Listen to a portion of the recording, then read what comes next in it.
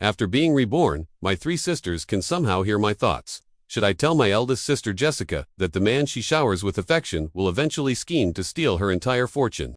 I saw Jessica flinch slightly when she took Ryan's hand just now. Maybe I shouldn't tell my second sister Olivia that Ryan will intentionally have her blinded. I saw Olivia jump up from Ryan's lap like she'd been pricked with a needle. If my third sister Chloe knew she'd spend the rest of her life in a vegetative state and that Ryan arranged the accident, wouldn't she be devastated? I saw Olivia, who was feeding Ryan, suddenly dump the food right on his head. It's such a conflict. Should I tell them or not? Ryan is deliberately saving them only to tear down the Prescott family and pave the way for the woman he truly loves. Ryan is our family's new butler. He comes with a charmer system. He accidentally saved my 3 villainous sisters, coaxing them into becoming his attack dogs, laying all their resources at his feet. But I grew jealous of him stealing their affection, and tried to frame him at every turn. Eventually, because of this, my 3 sisters came to despise me. My eldest sister, a cold CEO, froze all my cards and threw me out of the Prescott house. My second sister, a gentle doctor, secretly switched my medication, leaving me in constant agony. My third sister, a popular star, chose to hide my identity and allowed her fans to relentlessly cyberbully me. My end was tragic. There was no one left to even claim my body. The last time I saw the 4 of them was in a dilapidated rented room. I was sitting in a wheelchair, dressed in oil-stained clothes, while Ryan wore high-end custom clothing he could never have afforded before. Surrounded protectively by my 3 sisters, he glanced sideways at me, considering we were once best friends. If you apologize to me today, call me brother-in-law, I'll forgive you and take you back to the Prescott house. How about it? Call him brother-in-law. Does he even deserve it? He was the one who disfigured me and left me disabled, shamelessly marrying into the Prescott family solely to bring it down. But sadly, no one believed me. Everyone thought I was just jealous of Ryan, that I brought this end upon myself. I clenched my jaw and spat fiercely at him. You think you're worthy? I'd rather die than call you brother-in-law. One day your disgusting true colors will be exposed. Before I could finish, someone slapped me hard across the face. The force was so great, I felt my teeth loosen. My ears rang, and I struggled to open my eyes, only to see Jessica's cold expression. She frowned tightly as if looking at something utterly nauseating. Ethan, if you can't control your mouth, I don't mind tearing it off for you. I clutched my face, biting down hard. Sis, she cut me off again. Don't call me sister. From the day you framed Ryan, you ceased to be our brother. Her words were like sharp knives, stabbing into my bleeding heart. The light in my eyes gradually dimmed. I wanted to say something, but my throat was too dry to speak. My heart started hurting again. I clutched my chest, gasping for air. Medication, medication. Olivia rarely smoked anymore, but now, because of Ryan, she had picked up the habit again. She took 2 steps closer, pressed the still-burning cigarette hard onto the back of my hand, ignoring my muffled cries of pain, and pointed at my chest, mocking, Ethan. Maybe you have congenital heart disease because your heart is too black. I don't think it's worth treating. The pain made me fall out of the wheelchair, nearly suffocating. Chloe slowly crouched down, looked at my figure, now almost skin and bones, and frowned. Why pretend to be pitiful, Ethan? Do you really think acting miserable will earn our forgiveness? Let me tell you, you're dreaming. Besides, it looks like you haven't learned your lesson. Her words were full of meaning. I knew what she meant. Just because I cursed Ryan once, she allowed his fans to viciously insult me. Some even followed me, pushed me out of my wheelchair, and watched me crawl on the ground. They often left dead rats at my door. The landlord couldn't stand it and kicked me out. I could only rent this broken-down shack next to a garbage dump, with a door that wouldn't even lock. Without medication, even breathing soon became extremely difficult. Like a dying fish, I lay collapsed on the ground, covered in wounds. My consciousness blurred. I tried to recall something not painful from my life but couldn't remember anything. My sisters ignored my outstretched hand for help and turned away, leaving only a low curse. Disgusting, I opened my mouth one last time, then could struggle no more. This was already my second rebirth. I had schemed, meticulously planned every step, but still couldn't overcome the halo of the chosen male lead. This world was based on a Lucky Charm novel, and Ryan was the protagonist. Aiming to destroy the Prescott family, to clear the path for his beloved woman, my 3 sisters were the main villains, but they would fall for Ryan at first sight, be saved by him, abandon everything willingly, become his dogs, and offer all their resources to him. To shield Ryan when he was kidnapped, they even took blows. For him, one sister ended up disabled, one blind, and one in a permanent vegetative state. To save them from their fates, I desperately tried to expose Ryan's true motives, but in their eyes, I was just jealous that Ryan had stolen my favorite position. I ended up going from the Prescott family's young master to a disfigured, disabled, outcast, despised, and cursed by everyone. No matter how many times I was reborn, Ryan would weave his way between my three sisters, successfully replacing the most important place I once held in their hearts. I knew that when I opened my eyes, again, everything would reset to the beginning, but this time I was tired. When I opened my eyes, I was still shaken. The shabby, filthy shack had transformed into a bright, warm living room. Warm yellow light illuminated. I had just finished the exquisitely plated food before me when a familiar voice sounded beside me. Slightly aggrieved, Ethan asked, "Why, aren't you eating? Did I make something you don't like? I'm sorry, I didn't know you disliked this. Tell me what you want to eat. I'll make it for you." My pupils contracted. It was Ryan's voice. At this point, he had already become my friend, saved my sisters several times, and was starting to gain a reputation as the Prescott family's lucky charm. He wasn't wearing servant's clothes, but rather designer clothes I had given him, looking more like the Prescott young master than I did. With his proud demeanor, now his face was full of grievance, a grown man biting his lower lip as he spoke. I specifically asked Aunt Linda. She said seafood was your favorite. Are you not eating it now because I made it? Don't worry, I followed Aunt Linda's instructions step by step. The act had gone on long enough, but I remained silent. Ryan started getting anxious. "Ethan, why are you ignoring me? Did you start looking down on me because I came from the slums, thinking I'm dirty?" I opened my mouth but could only manage some meaningless sounds. I raised my hand to my throat, trying to force myself to say something, afraid that upsetting Ryan would give those three sisters who adored him another excuse to torment me. But I couldn't utter a complete sentence. Jessica's gaze shifted between Ryan and me, her eyes deep. "Ethan, is this the upbringing of a Prescott? Regardless, this is Ryan's kind gesture. Even if you don't want to eat it, you should." I lowered my eyes, laughing coldly inside. These three already had eyes only for Ryan. How could I possibly look down on you? You'll be the other master of the Prescott house soon enough. What right do I, a disabled person, kicked out to live in the slums, have to look down on you? Anyone who didn't know better would think Ryan was your actual brother. The way you defend him, oh, right, I forgot. Not a brother, but a lover. Boy, does anyone even remember I'm allergic to seafood? My life just doesn't matter. For some reason, the dinner table suddenly fell silent. The three women who had seemed cheerful moments before suddenly turned cold, their conversation halting. I forced down the nauseatingly rich seafood bite by bite, fighting the urge to vomit, and managed to smile at Ryan. Jessica's face, initially dark as if a hidden thought had been exposed, saw me quickly finish the seafood. As I turned pale and started to leave, she quickly reached out. Olivia shot her a glare, signaling her to shut up, then turned to me gently. "Ethan, are you not feeling well today? Let me take a look." Okay, she was a doctor in my past life. She prescribed my heart medication and was the one who stopped it. She watched me suffer, having long forgotten that I was once the brother she cherished. I stood on the stairs looking back, my expression hidden in the shadows, unseen by anyone. "Just a minor allergy. It won't kill me. I'm really tired. Stop tormenting me. I'll agree to anything." Olivia froze, her face paling as she apologized to me. "I didn't mean to forget you're allergic to seafood." It was such a clumsy, laughable excuse. I couldn't be bothered with their pretenses anymore, and turned, leaving without a backward glance. I knew it as soon as Ryan appeared. No matter what I did, I would be the one not favored. So, I just decided to give up trying. A sudden knock on the door pulled me back from my chaotic thoughts. Ryan was back with his usual heart-wrenching look of grievance. His voice choked with tears as he knocked repeatedly, as if he wouldn't stop until I opened up. "Ethan, what's wrong? Did I do something to upset you? I apologize. Please don't ignore me. Okay, aren't we best friends?" His words sounded incredibly pitiful, but I heard another voice simultaneously in my ear. It was still Ryan's voice, but what it said was the complete opposite of his spoken words. "System, what the hell is wrong with Ethan? His recent actions weren't in the script. Now those supporting female characters think I'm bullying him." My affection points dropped by 10. Then came another mechanical voice. "Rest assured, host, I've checked their affection levels for you. They are still above 50. The lost points are within controllable limits." I instantly felt like I'd fallen into an ice cave. A chill climbed up my spine to the back of my neck. Even though I was in a warm room, I couldn't help but shiver. Those voices again. In my past life, after Ryan framed me and I was briefly unconscious from the car accident, I often heard Ryan communicating with this mechanical voice near me.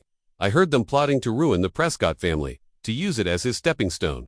After waking up, I immediately went to Jessica to tell her about it. But no matter what I said, all I got was Jessica's disgusted glare. Ryan emerged from Jessica's study, a room no one else was allowed into, looking like the perfect male green tea character. "Jessica, dear, maybe Ethan is just confused for a moment and did something rash. It's okay, I forgive him." Jessica's expression grew uglier under Ryan's show of magnanimity. She scolded me in a low voice. Ethan, how could you become like this? After failing to frame Ryan with a car accident, now you try to slander him in front of me. And he even took care of you while you were unconscious, asking me not to blame you. I don't remember the rest clearly, only that from that moment on, I was truly cast out by the Prescott family. My small suitcase held only a few simple clothes. It was pouring rain outside, but Jessica's expression didn't change one bit as she roughly pushed me out. She looked down at me, covered in mud and filth. Ethan, since you can't tolerate Ryan, from now on, the Prescott family will no longer recognize you as its young master. Without the status of Prescott young master, what do you think you amount to? Recalling all this made even my body tremble. What act is he putting on now? I didn't need to guess. I knew Ryan wasn't alone outside the door. I wondered who, say favor. He's trying to curry this time. It doesn't matter who's it. Has nothing to do with me anymore. I'm leaving the Prescott house anyway. Knowing I couldn't avoid it, I took a deep breath and opened the door. Ryan's knocking hand stopped midair. Unembarrassed, he reached to take my hand, but I stepped aside, dodging him. Ethan, he dragged out my name, his eyes darting towards Chloe, standing behind him. If something's wrong, just tell me. Okay, don't ignore me. In his past life, he was only nicer to me when my sisters were around. His act just now was likely for Chloe's benefit. Chloe remained silent for a long moment before finally speaking, but it was to defend Ryan. She looked at me searchingly, her eyes filled with hidden worry. Ethan, I heard from Jessica and Olivia these past few days. Is there some misunderstanding between you and Ryan? Weren't you good friends before? You don't know how many times he's cried secretly because you've been ignoring him lately. She sighed, adopting a tone of complete concern for me. I know a very famous psychologist. If there's something you don't want to tell Jessica or Olivia, tell me. I'll take you to see them tomorrow. Okay. So without understanding anything, she wanted to send me to a psychologist. Right in your eyes, anyone who dislikes Ryan must have psychological problems, correct? When you let your fans cyberbully me, I didn't see you worrying about my mental state. Are you trying to vent Ryan's anger again? Maybe lock me up in a mental hospital this time. Chloe froze, her expression gradually twisting. She looked at Ryan, then at me, and finally down at her own hands in disbelief. Ethan, she began hesitantly. Did I do something wrong? Please don't hate me. Okay. My face filled with alertness. I shook my head and quickly shut the door again. After the door closed, I heard a thud, followed by Ryan's pained cry. Chloe, dear, the system screamed. Warning, affection from female supporting character Chloe -10. Current affection level has dropped below 50. Host, please find a way to raise the affection level immediately. Don't call me that. Chloe's voice sounded somewhat grim. Those two idiots above me might have been fooled by you, but I haven't. You'd better give me an explanation, or I don't mind. I couldn't hear the rest. Presumably, they had walked away. I didn't understand Chloe's sudden change, nor did I want to care, seeing how protective they were of Ryan. Already repeating the mistakes of the past life was just a matter of time. Whatever Ryan planned to do to the Prescott family, it had nothing to do with me anymore. For me, nothing was more important than staying alive. I rarely returned to the Prescott house anymore, which meant Ryan appeared there more and more often. The Prescott family, afraid of causing trouble for me, had always kept my identity hidden from the public. Outsiders only knew the Prescotts. Had a young master who wasn't in good health and had been doted on since childhood, but not who he was. Now Ryan had practically assumed that. He didn't deny it publicly when asked.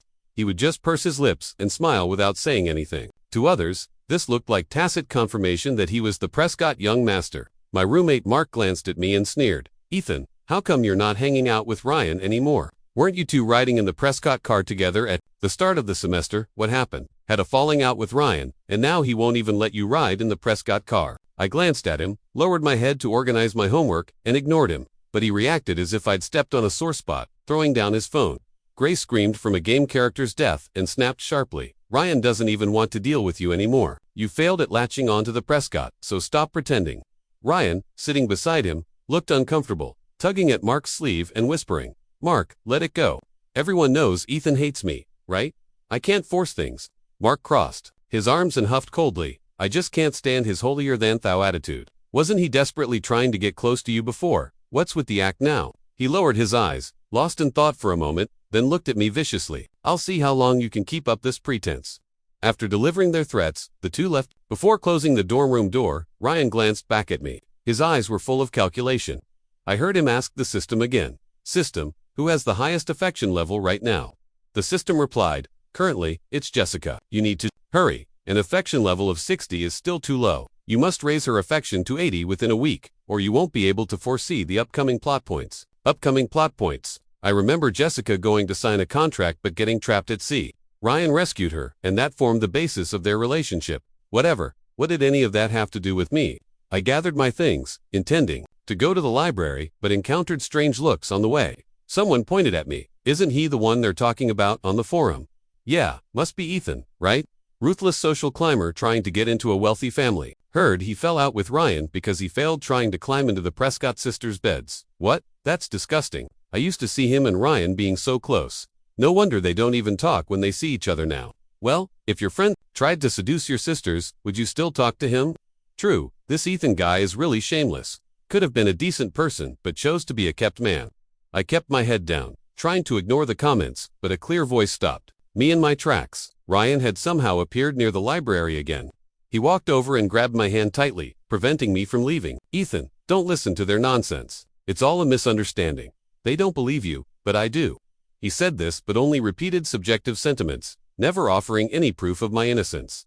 Onlookers would only praise his kindness. I believe I hadn't done those things. What a classic case of the thief crying thief.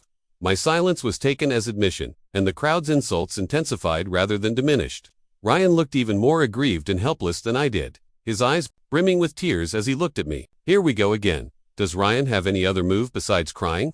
I kept my eyes down, wanting only to get away from him, but couldn't shake off his grip. His system suddenly blared a warning. Warning, female supporting character Chloe is approaching this location. Host, please maintain your persona and avoid any actions that will decrease affection. Ryan's expression changed instantly. Then, with a tearful voice, he defended me even louder. Stop talking about Ethan. He's not that kind of person. You've all misunderstood him. With an act like this, anyone would think we're best friends. I supposedly seduced your sisters, yet you still defend me like this? Truly magnanimous. I lowered my head with a sneer, my gaze falling on my bruised wrist. Frowning belatedly, Chloe's voice cut through the crowd from the edge. What kind of person? ... Single quotes. Even with a hat and sunglasses, she couldn't hide her striking figure. Soon, one of her ardent fans recognized her, screaming, "Isn't that Chloe? It must be.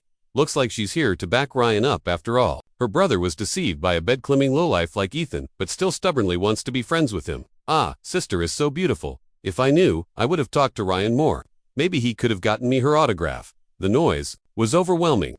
As the center of the incident, I felt completely detached from everything. When is this farce going to end? Isn't Chloe here to support Ryan? What's she waiting for? Shouldn't she hurry over, push me down, and yell at me a bit? Chloe frowned amidst the surprised and gossiping stares. She walked straight towards Ryan, then handed the cake she was holding to me, standing behind Ryan. Her voice was full of affection. Ethan, I've been so busy with work lately. I haven't had time to see you. Are you settling into the dorm okay? How about moving into my apartment near campus? Oh, right, this is the strawberry cake I bought for you. I was in a rush today and couldn't get it from your favorite bakery. I'll get it for you next time, okay? The crowd fell silent for a moment. Even Ryan's face grew increasingly grim. I pressed my lips together tightly, unwilling to accept the cake. What crazy stunt are you pulling now? I get it. You want to use the same old trick. Make people at school misunderstand our relationship, and then have them bully me, right? Chloe, you really never tired of the same tactic. Students, plus your rabid fans with that combo.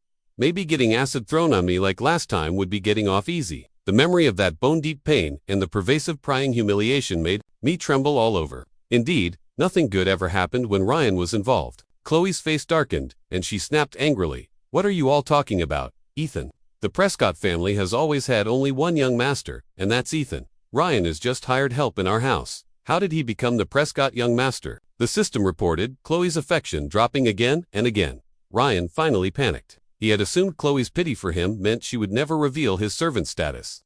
Now everyone who had just insulted me turned their malicious gazes towards him. His face turned deathly pale, tears streaming down as he cried out, "So what if I'm hired help? At least I earned my own money through hard work. Unlike you young masters and Mrs. Bourne with silver spoons, who just have to reach out for anything you want, but even so, you can't trample my dignity underfoot. My background might not compare to yours, but I'm never inferior to you." His sudden outburst stunned everyone present. Even Chloe looked unusually guilty. Ryan, seeing his chance, tearfully ran off. The system promptly reported, "Congratulations host, affection from female supporting character Chloe plus 20. Back to 50.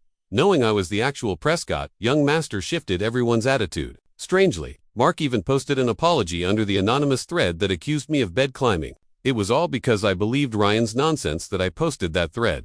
All the ambiguous evidence in it was provided by Ryan. He used me. I hope Ethan can be the bigger person and not pursue this. I sincerely apologize to you here. I'm sorry, Ethan. Suddenly, even more people started criticizing Ryan. They called him vain and scrupulous, the type to bite the hand that feeds him. He talked about self-reliance, about being hired help not matching. Yet when his job was mentioned, he cried and made a scene. If he truly didn't care about status differences, why didn't he clarify when people mistook him for the Prescott Young master? Unfortunately, I didn't pay much attention to the forums. All I knew was Jessica called, her voice cold, summoning me back home. It didn't take a genius to figure out she wanted to stand up for Ryan. I deliberately delayed until dusk. Before knocking on the Prescott door, Ryan sat crying in the center of the three sisters. The scene instantly reminded me of the last image I saw before dying in my previous life. Here we go again.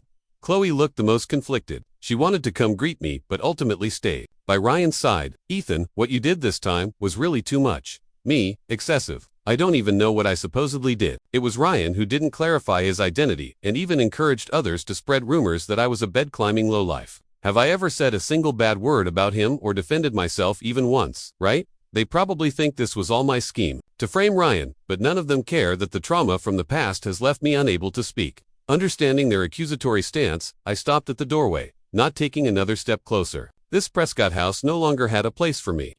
Chloe's expression changed as if she finally understood. Understood something. She quickly walked towards me. Ethan, you ... Ryan's single quotes his system started blaring, frantically. Warning, female supporting. Character Chloe, affection -10. Current affection, 40. Warning, female supporting character Chloe. Affection -10. Current affection, 30. Warning, female supporting character Olivia. Affection -10. Current affection, 40. Olivia and Chloe's affection levels dropped alternately. Only Jessica gave me a deep look, showing no reaction. Seeing this, Ryan seemed to grasp a lifeline. Throwing himself at Jessica and grabbing her hand. Tears streaming, Jessica said, "Dear, you know I'm not that kind of person. What I care about, in the Prescott house, was never the money, it was you. You are like my real family, letting me feel the warmth of home." Perhaps my existence threatened Ethan, so Before he could finish, Olivia interrupted coolly. "So, what? You came to the Prescott house not for money? Who would believe that? If you really weren't after money, when Ethan gave you those limited edition clothes and sports cars, why didn't you refuse with the dignity and backbone Chloe mentioned?" Chloe, though a good actress, was slow on the uptake. Olivia's words finally made her see the holes in Ryan's story. She flushed with anger. "Yeah, if you really didn't care, why did you insist on riding in the Prescott car with Ethan to school? Why didn't you explain when people mistook you for the Prescott young master? You didn't care, you cared desperately." In an instant, both their affection levels were nearly depleted. Ryan, pale as death, could only cling tightly to Jessica. Jessica's eyes softened as she gently stroked his hair. "Ryan, don't be afraid. As long as you haven't done anything wrong, I will stand up for you, so please don't disappoint me." Ryan leaned against her dependently. Then, in a corner hidden from everyone else, shot me a provocative glance. Even if Olivia and Chloe's affection dropped, the real power in the Prescott family lay with Jessica. As long as he captured Jessica's heart, what was there to worry about? He was determined to become the male master of the Prescott house. He frantically called out to his system internally. "System, since Olivia and Chloe's affection is already tanked, I want to use their remaining affection to unlock the next plot point related to Jessica." The system seemed hesitant. "Host, are you sure you want to do this? Once affection drops into the negative, it's a completely different concept. These supporting female characters will utterly despise you." Ryan dismissed it. "Just to supporting characters. How much trouble can they cause? Even if they hate me, hurry up and make the exchange." System, ding. Plot point exchange, successful. Current Olivia affection, -10. Chloe affection, -20. Plot point unlocked. Jessica will be trapped at sea while signing a contract in half a month. Host can prepare in advance and provide assistance. This will surely win Jessica over completely. A look of confident determination appeared on Ryan's face. Through his thoughts, I smiled coldly. "Well then, I wish you success in rescuing Jessica. With your sister's help, Jessica will surely fall deeply for you. After all, saving someone's life, if you use that as leverage to marry Jessica, she might even agree. Bringing someone who wants to destroy the Prescott family into the fold, marrying the eldest sister while flirting with the other two. What great fortune for the Prescott family. Bless you both, hope you're locked together forever. Just hope they leave me alone soon. I really don't want to be part of your games." Jessica looked at me intently. Her expression was too complex for me to decipher. but I boldly guessed she wanted to kick me out like last time, just finding it hard to say so. I packed my own bags and left the Prescott house. I took everything that belonged to me, even transferring my money to a new bank card. That's why I wasn't as destitute as last time, forced to rent a broken-down shack. Olivia and Chloe visited me often, whether out of guilt or pretense. Their eyes filled with pity when they looked at me. Olivia always found time to come by, trying to chat with me like teaching a child to speak. Seeing no reaction from me, she would leave disappointed. Chloe suggested taking me to a doctor more than once, but I refused each time with a shake of my head. Half a month after moving out, I received an invitation to an art exhibition at sea, hosted by my favorite painter. Without much thought, I packed my things and went. However, the area on the cruise ship dedicated to the art exhibition was pitifully small. Most of it was for the amusement and entertainment of wealthy merchants and dignitaries. I saw Jessica there, and standing beside her, looking dapper and composed in a suit, was Ryan. He seemed to have expected my arrival. A sarcastic smile played on his lips as he said to his sister, "Since someone has to die in this plot point, why can't it be Ethan? If he hadn't been born into the Prescott family, what would he be? Better off being my stepping stone. At least his death would serve a purpose." Jessica clearly saw me too. She frowned, a sense of foreboding seeming to wash over her. She turned to look at Ryan, apparently questioning him about something. When she looked back, I had already vanished into the crowd. Ryan's vicious voice echoed in my ears like a persistent shadow. "Go ahead and be smug, Ethan. Let's see who has the last laugh." I sighed, wanting to curse him but not knowing where to start. I knew his intentions weren't pure, but I hadn't expected his plan to be so audacious. Even standing in the crowd, looking at the exhibition, his people managed to drug me and take me away. When I woke up, I was hanging like bait outside the ship, only 2 or 3 meters above the dark, turbulent sea. Beside me, in the same predicament, hung Ryan. Seeing me awake, he quickly squeezed out a couple of crocodile tears, crying out, "Jessica, dear, Ethan's awake. Save Ethan instead. My life isn't worth much." The man in the suit beside him spoke gravel. "Well, Jessica, have you made your decision? One is your actual brother, the other your lover. Boy, have you decided who you want to save?" At this point, how could I not understand Ryan's intention? He just wanted to use Jessica's choice to break my heart. Too bad he miscalculated the moment. I died tragically before I had already shed all familial affection. It wasn't worth it. I didn't care about Jessica's choice. I only cared if I could survive. Jessica raised her hand, hesitated for a moment, then slowly pointed towards Ryan, saying solemnly, "You let Ryan go. He's innocent." The man in the suit burst out laughing. "Excellent, Jessica. I never thought you'd stoop to sacrificing family for a pretty face. I wasn't wrong about you." He waved his hand, and someone pretended to untie Ryan but actually swiftly cut one of the ropes holding me, leaving the other on the verge of snapping. The man in the suit's face darkened. "Did you think I couldn't see through your little trick? You're just afraid I'll hurt your brother, so you pretended to care about Ryan. Could it be that was her genuine choice? Instead of saying she cares about my life, maybe she just didn't dare gamble on your intentions, afraid of putting Ryan in danger. Whatever, they both escape in the end anyway, kissing on the lifeboat instead of using me as a pointless threat. Why not just cut Ryan now?" Jessica would probably burst into tears. Jessica's expression changed several times before she finally conceded. "Isn't it the Southside development bid you want? I'll withdraw from the competition. Let him go." Ryan automatically assumed Jessica meant him, his eyes welling up with tears of gratitude. "Jessica dear," the man in the suit waved dismissively. "Jessica, do you think you still have the right to bargain with me? Just the Southside project isn't enough. I also want the Prescott family's recent partnership deal." Even I knew about this partnership. It was the secret deal Ryan later sold out. Why was this person demanding it now? The plot, unbeknownst to me, seemed to have changed significantly. Ryan hadn't expected the man to be so greedy either. This wasn't what they had agreed upon at all. He wanted to use the Prescott family as a springboard into the elite circle, not the family. Today, he coughed lightly twice, trying to remind the man in the suit, but was met with a threatening cut to one of his own ropes. The man glanced at him. "What are you coughing for? Weren't you the one who told me this information? Now you don't want me to say it." Ryan was completely stunned. He panicked instinctively, forgetting he was still suspended, and hurriedly explained, "What nonsense are you talking about? What do you mean I told you?" He frantically tried to signal with his eyes, having forgotten that making deals with tigers requires having enough strength yourself. Otherwise, you just become dessert. These people in high positions were born looking down on him. How could they care about supposed partnerships or contracts?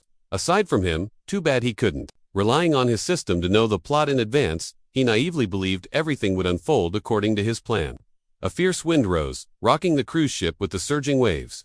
The already precarious ropes snapped abruptly. Ryan screamed. In terror, at the sudden turn of events, Jessica, dear, save me. Then he watched as Jessica sprinted towards him. Not just him, even I stared. Jessica held me extremely tight, even using her own body as a human cushion, hitting the water hard before I did. She struggled to hold on to me, searching for something to grab onto while swallowing mouthfuls of salty seawater, yet still managed to comfort me. Ethan, don't be afraid. Sister is here. I was stunned for a moment, unsure what act she was putting on now, only daring to curse silently in my heart. What a performance. Isn't this supposed to be the part where you're holding Ryan and calling him dear? Jessica's expression stiffened. Fortunately, the rescue team I had contacted beforehand arrived quickly. Even so, by the time I was pulled onto the speedboat, I was shivering uncontrollably from the cold. Jessica draped another thick coat over me before finally shifting her gaze towards the struggling figure in the distance. Ryan had been unlucky. A large wave had swept him tens of meters away right after he fell in. By the time he was rescued, he was barely breathing. Once ashore, the man in the suit, who hadn't intended to cause a death, saw the police surrounding them and roared. Who called the police? I glanced at him and said softly, who else? Of course, it was me. Knowing Ryan was up to no good, how could I not prepare in advance? Being able to hear Ryan and the system's conversations, even without knowing the full plan, I had guessed the gist. So before boarding the cruise ship, I had arranged for both a rescue team and the police, ensuring not a single bad guy would get away. Jessica looked at me. For some reason, it seemed like she wanted to smile, but her lips twitched and she ultimately showed no reaction. She looked at the unconscious Ryan, her expression unreadable, and instructed her hastily arrived subordinates, send him for treatment. Preferably, he doesn't die. She paused, then added, but he doesn't need to live too comfortably either. Ryan, of course, didn't die, but his health was poor, and after soaking in the icy seawater for so long, he suffered irreversible health problems. As for his and the man in the suit scheme, at minimum, it was kidnapping and extortion. At maximum, intentional assault. With the Prescott family involved, neither escaped. Each was sentenced to 5 years in prison. Jessica even took me to visit Ryan. I didn't know her intentions, so I followed obediently behind her. Through the thick glass, Ryan inside was already skeletal, yet he firmly believed Jessica was there to rescue him. Jessica, dear, why did it take you so long to save me? You came so late. Ryan hurt so much, his eyes filled with tears. Jessica, dear, everything that happened before was ... still acting. Even now, it's pointless. Ryan's face turned white as he frantically questioned his system internally. System, isn't Jessica's affection at 80? Why is she treating me like this? Logically, she should be head over heels in love with me by now. The system's voice nearly dissolved into static. The host being injured significantly impacts the system to ... System check failed. Female supporting character Jessica's current affection. Level, 80, 70, 60 sampai 80, Ryan M. What just happened? How did Jessica's affection drop so drastically? That shouldn't happen. 80 is too extreme. Did Ryan's system actually malfunction? Ryan was so shocked he started crying and wailing again, refusing to believe the system's data, screaming Jessica's name. After all, Jessica was now the only one who could possibly get him out. But Jessica ignored his pleas, stating coldly, looks like your so-called system isn't omniscient after all. Can't even penetrate a disguise. Huh. Both Ryan and I stared at her again, unified in our shock, looking at her as if we'd seen a ghost. I knew Ryan had a system because I was reborn and could hear his thoughts. How did Jessica know? The source of our surprise, however, had no intention of answering. She simply looked coldly at Ryan. Didn't you want to get out?